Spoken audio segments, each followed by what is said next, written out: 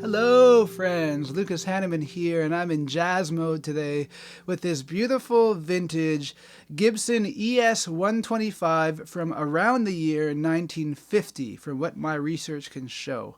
They made these guitars from 1941 until 1970, when production ceased because everyone was kind of looking for something different around that time. The solid body guitar had become very popular. But if my research is correct, and if this guitar is truly from 1950, then it predates the solid body guitar, basically. You know, it predates the Telecaster.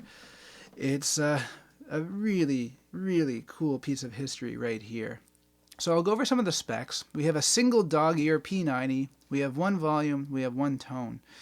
And you'd be surprised how versatile this guitar is. You know, if I roll back that tone control,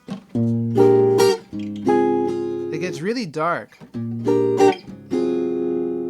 the amazing thing about the P90 pickup, especially the dog ear P90 from this era, is that it's a lot of clarity going on. If I roll it up all the way,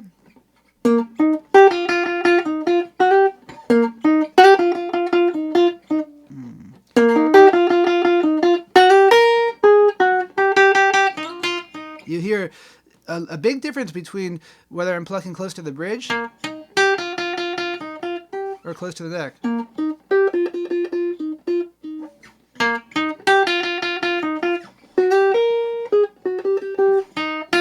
It's really something special. I like it rolled back just a little tiny bit, but not too much, because to me that's like the Wes Montgomery sound. It really brings me into that territory which I haven't found with another guitar. The story behind this specific guitar is that one of my friends, his parents bought this guitar for him in 1960 when he was only 12 years old, off a music store on Bank Street in Ottawa, Canada. And they only had $99. They were trying to sell the guitar for $100 apparently at this store. And my buddy's parents said, "Oh no, we have $99. Will you take that?" And they said, "Yeah, that's fine." So he got this guitar for $99 when he was 12 years old in 1960. It's pretty special. And yeah, and as I say, if my research is correct, this is a 1950 model, due to the appointments. So speaking of those appointments, we've got a nitrocellulose finish here, which is really checked out. It's really looking like an old guitar, which is what you want.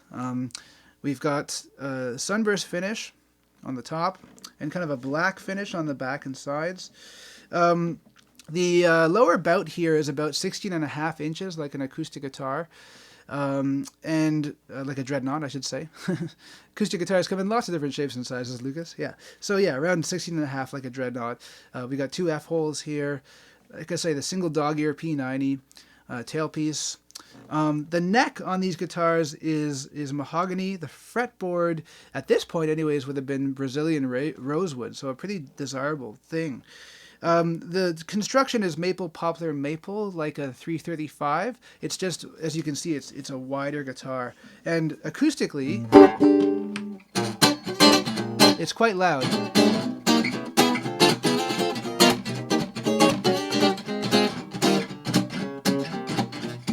And this was Gibson's student model at the time. But a proponent of these guitars was George Thorogood. He started playing these guitars and kind of brought them into popularity. So I'm going to just play a little bit with a slide to show you that it's not just a one-trick pony. So get the tone up a bit there.